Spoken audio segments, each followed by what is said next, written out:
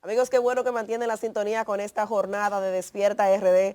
Recibimos en este momento a nuestro invitado y se trata de Eleuterio Martínez. Él es el presidente de la Academia de Ciencias de la República Dominicana. Con él hablaremos de diversos temas muy importantes, no únicamente de ciencias, así es que si tiene su pregunta, esté pendiente ahí también con nosotros. Bienvenido a Despierta. Gracias, a sus órdenes. Bueno, de entrada a mí me gustaría conocer, a propósito de algunas posiciones de miembros de la Academia de Ciencias, ¿qué han analizado ustedes sobre el impacto que pudiera generar la construcción del canal sobre el río Dajabón en términos de desastres naturales o de sencillamente el comportamiento ordinario de esas aguas de ese río a partir de esa construcción? Bueno, podemos ver varios escenarios. En primer lugar, el río es binacional, por lo menos en el último tramo. El río tiene 55 kilómetros de largo, de esos 55 hay 6 que son frontera. ¿Sí? Significa que en ese espacio el río realmente pertenece a los dos países, es transfronterizo. ¿Qué sucede? Si el río pierde su caudal, no que se desvía, porque el río no se desvía el caudal. Si pierde las aguas que lo hacen río, entonces todas las formas de vida que están asociadas al río, aguas abajo, prácticamente están amenazadas de igual manera. Es decir, el gran impacto que tiene la construcción de este canal, primero es el impacto sobre la laguna de Saladillo, que es nuestra, está en territorio dominicano. Es decir, es toda parte del río, la cuenca del río que da hacia la margen derecha, pero también ocurre en la parte haitiana. Es decir, nosotros no solamente nos vamos a ser afectados, sino que también los propios haitianos, el propio territorio haitiano también va a ser afectado en cuanto a la zona de humedales, que es la que se le presta menos atención, pero es la única que garantiza el equilibrio ecológico en esa zona de la frontera. Hay impacto en la agricultura en gran medida. ¿Por qué? Porque hay una parte dominicana que sí tiene varias zonas agrícolas y dice que hay unas 20.000 y tantas tareas que son suministradas o por lo menos se suple de las aguas del río Dajabón, que es la zona que va hacia Sanché, Cañongo, toda la zona agrícola que está aguas abajo de la ciudad de Pedernales. Pero también hay una región importante en Haití que tiene quizá un poquito menos espacio que nosotros, pero que es una zona agrícola también. Es decir, hay impacto ecológico, impacto en la laguna Saladillo, hay impacto en la producción de alimentos. ¿Qué significa todo esto? Que de alguna forma las políticas a implementar en ambos lados de la frontera tienen que tener muy en cuenta que estos recursos naturales son vitales para ambas naciones. A ese punto iba a referirme precisamente porque hablamos del canal que está construyendo Haití, pero del lado dominicano también se está habilitando un canal de riego. Este podría impactar de alguna manera a los recursos naturales, incluyendo de hecho el canal que está construyendo Haití, que está un poco más abajo. Mira, toda obra de infraestructura que se hace con respecto a un río, ya sea que le afecte el cauce, que le afecte el flujo natural, que le afecte las márgenes, es decir, el río está siendo alterado grandemente y entonces tiene que tener unos impactos. Es cierto, en el territorio dominicano como una estrategia de alguna forma de defensa, porque si Haití construye, no hay forma de detenerlo, no hay forma de frenarlo, algo debe hacerse de este lado. Entonces el gobierno dominicano, en este caso, ha tratado de rehabilitar un canal que tenía 15 años abandonado, es decir, que hace mucho tiempo atrás se estaba utilizando, dice, bueno, lo habilitamos porque está aguas arriba de la toma que harían los haitianos. Entonces, le va a restar buena parte del caudal al río, ya prácticamente lo que llega a Haití prácticamente es insuficiente, de hecho siempre insuficiente, es decir, la demanda que hay de agua, tanto en el lado haitiano como en el lado dominicano, es superior a la que trae el río. Por lo menos en el territorio dominicano, que es la estación de San Miguel, realmente a lo largo del año, es decir, de los 12 meses del año, realmente hay un caudal considerable en los 2 o 3 meses que llueve, pero el resto del año, es decir, casi el 80-85% del año, el río prácticamente está seco, porque lo que lleva es, qué sé yo, medio metro cúbico por segundo. Medio metro cúbico por segundo es un hilito de agua, un hilito de agua. Solamente cuando llueve entonces que aumenta el caudal. ¿Qué significa? Que si el gobierno dominicano construye este canal de la Vigía, el poquito de agua que tiene el río lo pasa totalmente al territorio dominicano. ¿Cuál es la situación de los recursos naturales en las provincias fronterizas? Porque ahora estamos hablando de la construcción del canal, pero históricamente hemos escuchado que en esa zona los haitianos no solo depredan de su lado, sino que también el territorio dominicano se ve afectado. ¿Ustedes tienen un levantamiento de cómo andan los recursos? No, yo conozco perfectamente la realidad, no un levantamiento, pero sí conozco la realidad. Realmente Haití, su forma de suplir energía doméstica es carbón y leña. Es decir, ellos tienen que cortar, tienen que talar, hacer carbón y entonces trasladarlo para Haití. Eso se hace en toda la frontera y es por eso la razón principal. La línea fronteriza está definida justamente o bosque de este lado o por lo menos áreas verdes de este lado y aquel lado totalmente desolado. Eso es así. Siempre había un impacto de la población haitiana que tiene que cruzar a territorio dominicano para suplirse de energía doméstica, llámese carbón y leña. Es decir, eso es una constante a todo lo largo de la frontera, no solamente en la zona de Dajabón, la zona de Loma de Cabrera, la zona que da hacia Restauración, Pedro Santana, Bánica, Elías Piña, El Cercado, hasta llegar a Pedernales. Es decir, es una constante a todo lo largo de la frontera que de alguna forma nosotros tenemos que darnos cuenta que o convivimos con eso o se le busca una alternativa al pueblo haitiano porque si ellos no tienen con qué cocinar, si no tienen con qué preparar sus alimentos, y lo primero es que aparezcan los alimentos, porque el gran problema de Haití es justamente su déficit en la producción de alimentos. Y la déficit de producción de alimentos se debe fundamentalmente a que sus cuencas, sus áreas productivas han sido degradadas totalmente. Si la gran ayuda que necesita Haití, además del agua, y todo el agua va de este lado, es la producción de alimentos, porque la población haitiana necesita suplirse. Y Haití, la única zona agrícola, que eso es interesante, porque ahora nosotros nos concentramos nada más en Dajabón, como si el único problema fuera Dajabón y Juana Méndez. Pero es que Haití entero tiene problemas de déficit alimentarios y es por eso que dependen tanto de un mercado binacional. Que cerrar ese mercado binacional, eso es condenar a pasar, es decir, de hecho... ¿Usted está de acuerdo con esa medida? Es que son políticas. Yo lo que conozco es fundamentalmente la parte, el fuerte mío, es la parte ecológica, la parte que tiene que ver con la naturaleza.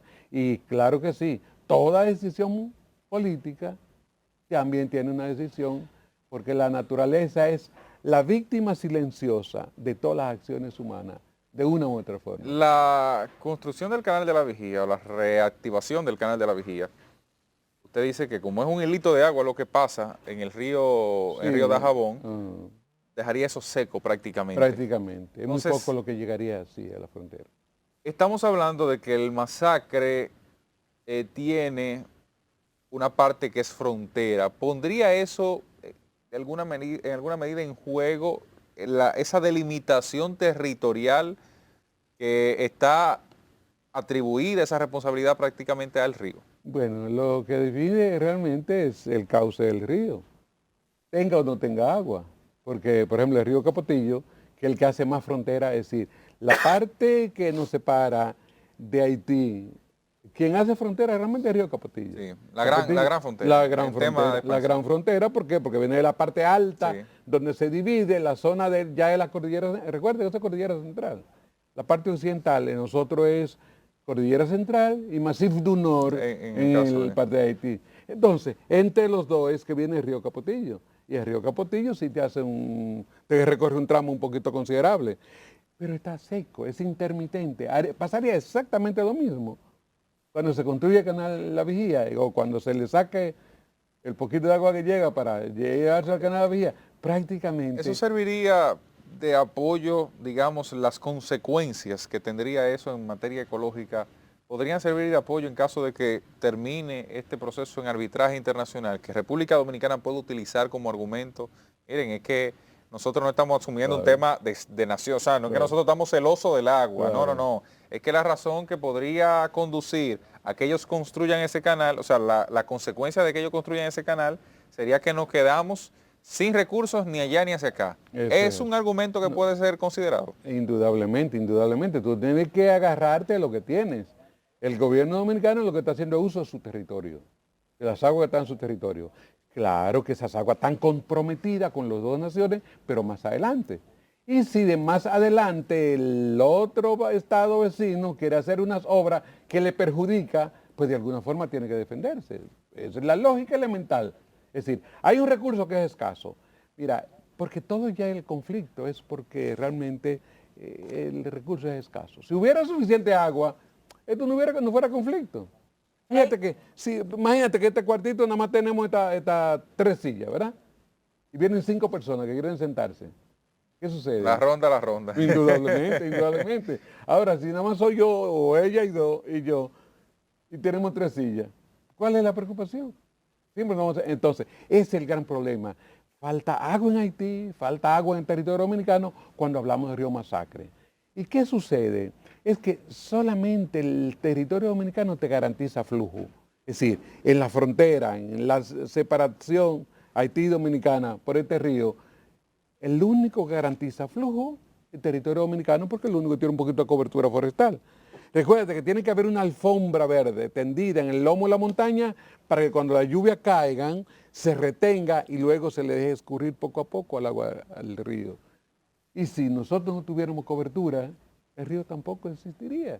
¿Qué significa? Y estamos destruyendo en gran medida, como usted bien señala, pero las actividades agrícolas en primer lugar, la actividad forestal, porque también ahí se hace aserradero, y la presencia permanente de sacar carbón y leña para llevarlo para estados vecinos. Es decir, el poquito de cobertura forestal, el poquito de zona verde que te puede captar el agua, administrártela, porque la única presa que funciona es el bosque. La única presa segura que te garantiza tener agua siempre es el bosque. Si tú lo eliminas, a la larga te quedas sin bosque y sin agua, porque tú luego vas a tener una desolación total. Desierto a aquel lado, desierto de este lado. ¿Qué forma de vida puede vivir en el desierto? Ni siquiera los animales que tienen habilidad ya para vivir en tales condiciones, pero aún así necesitan de un recurso vital que es el agua. El agua es el único recurso insustituible. Mira, los haitianos se ven dificultad con los alimentos, ¿verdad? Pero si no aparece yuca, aparece la batata, aparece la papa, o si no, se busca cualquier alternativa de alguien que le lleve algo. Pero si se le acaba el agua, ¿qué puede hacer? Es decir, el agua es el único recurso que es insustituible y precisamente por eso es el pleito, por eso es la guerra. Hay un recurso que es escaso, no da para los dos prácticamente, y el poquito que hay, que queda, entonces alguien quiere apropiarse totalmente de él. Ese es el gran problema que tenemos en la frontera. Adentrándonos en el tema ya un poco de la ciencia, porque sé que hay gente quizás que quiere saber en qué consiste esta academia, cuáles son esos proyectos que ustedes trabajan y si de alguna manera impactan al Estado dominicano las investigaciones que ustedes realizan. Claro, indudablemente, es que el desarrollo tiene un nombre, se llama conocimiento, se llama tecnología. Es decir, el gran aporte que hace la Academia de Ciencias de la República Dominicana es aportar conocimiento en diferentes áreas. Fíjate, la Academia de Ciencias está formada por 11 comisiones científicas. De esas 11 comisiones científicas que van de todos los campos, comenzando con lo más elemental, que es la lingüística y la literatura, después viene el área de educación, toda la área de educación, viene el área de la historia, geografía, todas esas que son las ciencias básicas, la matemática, todos los campos, ¿verdad? Pero también hay otras áreas que son las que son menos cercanas al pueblo, pero que son indispensables también para el desarrollo de un país como nación, como es la filosofía, como es la política o la poliética, que nosotros tenemos que promover de alguna forma, porque no es solamente la parte de la sociología, no es solamente la parte de la historia, es decir, la ciencia incursiona en todos los campos del saber humano, y es, por decirlo así, la plataforma científica, y todo conocimiento debe aplicarse o llevarse a la práctica, porque el conocimiento adquiere su valor, su justa, no solamente porque es un rayo de luz, porque te ilumina, sino porque el conocimiento cuando se traduce a hechos, se traduce en producción de alimentos, se produce en transporte, se produce en energía, es decir, todas las actividades que necesita el ser humano para su desarrollo normal. Investigaciones en materia de salud, de tantos virus, por ejemplo, hay gente que tiene las inquietudes de que si hay virus que nos han afectado y que fueron creados en laboratorio. ¿Ustedes se dedican a este tipo de investigación? De hecho, la comisión más fuerte que tenemos es la Comisión de Medicina. La Comisión de Medicina tiene 30 y tantos miembros. Lo que pasa es que muchos de ellos, recuérdate que la ciencia requiere que tú tengas un background. Tú tienes que, para tú acceder a la Academia de Ciencias, tú tienes que tener una historia de servicios, de investigaciones, de data, que es lo fundamental. Y la mayor parte de los médicos muchos en servicio son toda una leyenda. Los médicos más famosos que ha tenido el país o son miembros o han pasado por la Academia de Ciencias. Ahora mismo, es verdad, esa preocupación tuya es muy lógica. Es decir, ¿qué está haciendo la Academia de Ciencias cuando aparecen toda esta pandemia, aparecen estos virus y todas esas cosas? Fíjate, buena parte de lo que han sido, por ejemplo, en el trabajo en el área de la epidemiología, nosotros tenemos epidemiólogos muy buenos, están trabajando, por ejemplo, una persona que se ha entregado a la vida, al servicio de los demás, el doctor José Joaquín Puello. Aquí todos los deportistas, de una u otra forma, la gloria del deporte dominicano ha pasado por la mano de ese doctor. Ahora mismo el director de Secanot y parte del centro, es decir, todos los problemas relacionados con la cardiopatía, con la neurociencia, fundamentalmente han pasado por la mano. Esa pregunta de que si realmente han sido creados en laboratorios algunas de estas enfermedades, iniciando con el mismo COVID, que se conversó mucho en un momento, pero hay una serie de personas que plantean que hay un propósito en muchas de esas enfermedades que circulan, o un descontrol adrede en muchas de esas enfermedades que circulan y que luego se hacen masivas. ¿Eso tiene asidero científico? Pero mucho asidero, porque en el caso, lo primero es que los virus están todo el tiempo en el ambiente.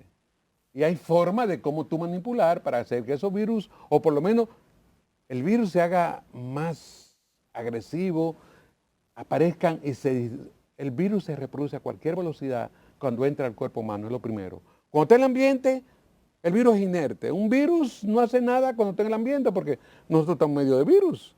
Es decir, si tú no quieres contaminarte, no respire, no hable. La piel de nosotros está totalmente llena de virus. ¿Qué es lo que uno hace cuando no se baña? Simplemente que se quite el exceso. Pero todo el tiempo estamos en contacto con el agente causante de enfermedades como son los virus. Pero lo que hay que entender es que donde quiera que tú puedas utilizar medios de cultivos, los virus tú los cultivas a cualquier velocidad. Cuando se habla de que un virus muta, ¿por qué? ¿A qué se debe? No, bueno, precisamente porque los virus, como es una partícula que tiene, oye, en toda célula viva tiene un material base, que es ADN y ARN. El virus no más tiene ARN.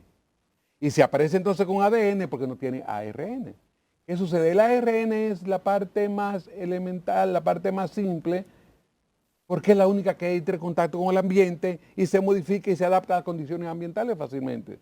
¿Qué sucede? Que ese ARN es el único que es capaz de modificarse rápidamente, de hecho, totalmente. Todo virus está mutando permanentemente, está cambiando porque se adapta a las condiciones que existen. Ahora, el ADN es la parte genética propiamente dicho, que la tienen solamente los organismos.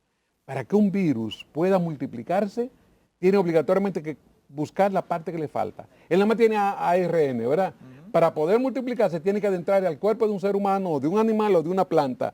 ¿Por qué? Porque cuando entre, coge la parte que le hace falta. Y entonces, al ser ya ADN y ARN, ya se multiplica a cualquier velocidad.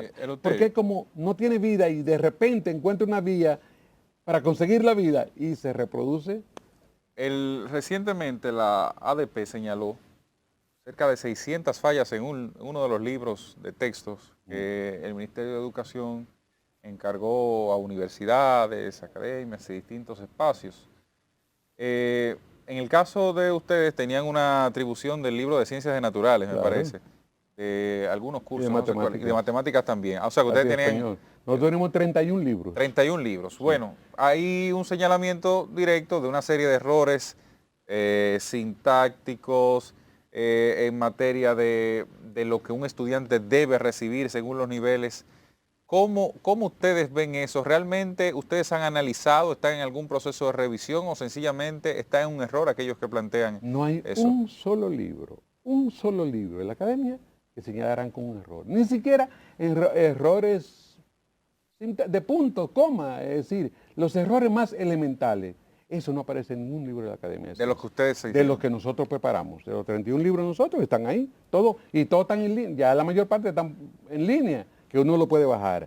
Nosotros hicimos 12 libros del área de sociales, 6 libros sociales, 12 de ciencia de la naturaleza, 12 de del área de matemáticas y de todos esos O sea, son libros. todos los de matemáticas de básica. No, lo que pasa es que, Básica y media. que todos los libros son dobles, es decir, Ok.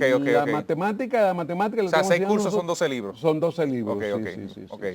Es decir, y además... ¿En qué niveles es el hay libro que le correspondía a ustedes? De todos los niveles, de primaria y secundaria, y todo lo que sea preuniversitario. Porque ahí surge la duda de que algunos conceptos en los libros de matemáticas, le digo porque tengo niños en edad escolar, son a veces difíciles de entender incluso para los padres. ¿Por qué ponerlo tan difícil cuando matemáticas siempre va a ser lo mismo que aprendimos nosotros? Claro, no, indudablemente, pero los libros más elementales, más simples, en este caso, porque comenzar inicial son los libros de matemáticas y esos libros están perfectos. Esos libros no ¿Ustedes tienen hicieron una mayor revisión, indudablemente, digamos, pero después, es que, después oye, incluso lo de los primero- señalamientos del ADP? Pues, oye, lo primero es que ¿quiénes critican y qué critican? Lo primero que lo de nosotros son PhD en matemáticas, lo que han preparado esos libros. Comenzando por una especialista, una PhD venezolana que vino, 2 PhD venezolanos más que ayudaron y después un PhD dominicano que trabaja en una de las mejores universidades de este país. Es decir, que tiene todo un prestigio. Es decir, ¿cómo tú señalarle a una persona que toda su vida ha sido trabajar 20, 30 años, la misma área, un profesor de la universidad con toda la ley? Quienes critican debían tener por lo menos calidad moral para hacerlo.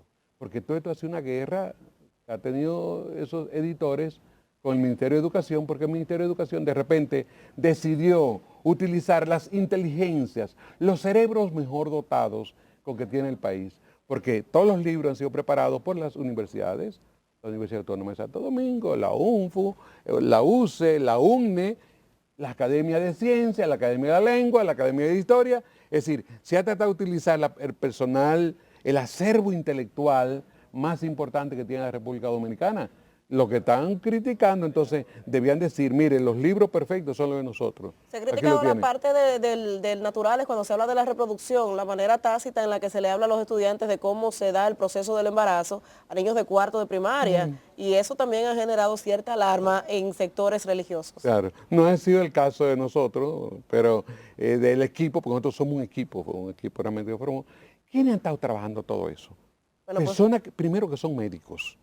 Es decir, el área de orientación del área de medicina, que es una de las materias que no son propiamente del programa, del currículum, sino que son lo que le dicen las optativas, de las optativas. Eleuterio, un Sí. millón de gracias. El tiempo se nos agota, muchas Bueno. informaciones que ampliar con usted, pero la ¿Cómo no? invitación siempre está abierta para que venga a Despierta RD. A ustedes, señores, gracias por la sintonía con nosotros. Mañana será otro día a las 6 de la mañana. Les esperamos. Pase feliz resto del día.